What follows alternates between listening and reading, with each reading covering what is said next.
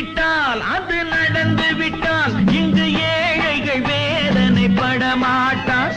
உயிர் உள்ளவரை ஒரு துன்பமில்லை, அவர் கண்ணீர் கடலிலே விழமாட்டார், அவர் கண்ணீர் கடலிலே விழமாட்டார்.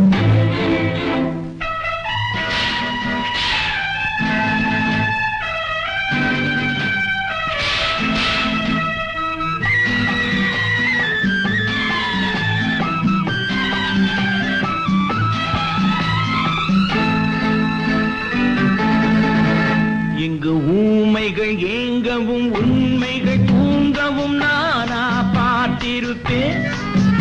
ஒரு கடவுள் உண்டு, அவன் கொள்கை உண்டு, அதை எப்போதும் காத்திருப்பேன்.